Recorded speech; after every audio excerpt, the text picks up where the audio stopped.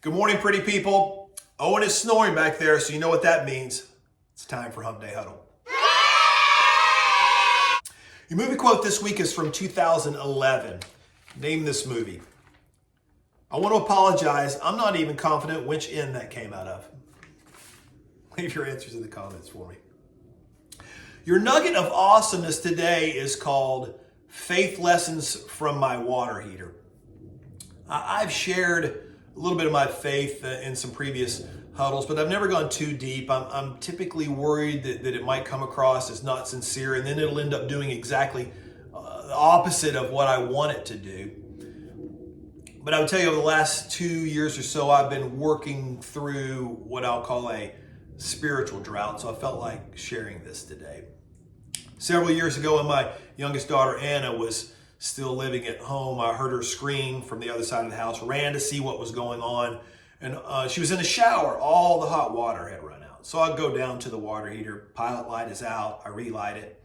As I'm watching that burner kick on and heat the water again, it occurred to me that my spiritual life functions a lot like that water heater. And for me, there's three specific aspects of that functionality, we'll call it. One, there is plenty of spirit, hot water, and things are running smoothly.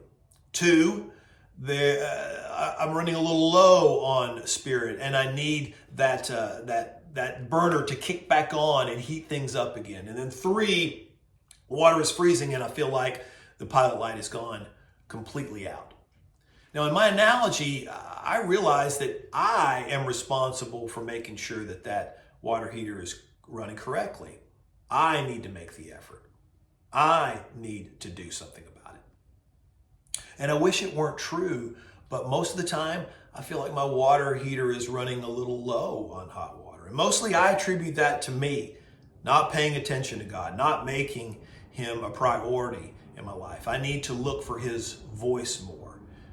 Even though I've never heard a voice, but man, if I do, I pray it sounds like James Earl Jones, and I literally get that "Jim, I'm your father" line, okay? But I need to look for God more, working through everyday circumstances, working through everyday people. Now, the worst is obviously when it feels like that pilot light has gone completely out and that water is freezing. I know I've shared some of my wife's cancer battles over the years, and I promise you I've spent some time in that frigid water. And I don't know if cancer blew that light out or I blew it out, but man, it feels awful. And I don't even know that there needs to be a crisis really for that light to go out. You know, the everyday grind of life can become really routine and repetitive, so much so that things become monotonous and even soul-sucking sometimes. Now, on the high note, there are times that I feel like that water heater is running perfectly, all right? But I admit those times are fleeting. But when I have them, I embrace them. I yearn for more of them, knowing that I need to do my part to make them happen. So no matter where you may be in your spiritual life right now, remember that water heater. In all three instances that I described, I have learned to go to God. I'm grateful when things are running smoothly. I talk, ask, pray for guidance when I need that burner to kick in and heat things up more. And lastly, for those scream in the shower moments, I really do everything that I just said, but mostly I surrender all over again as if I've never done it before. Let's have a great rest of the week. Owen and I will see you again next time. Reach, grow, do.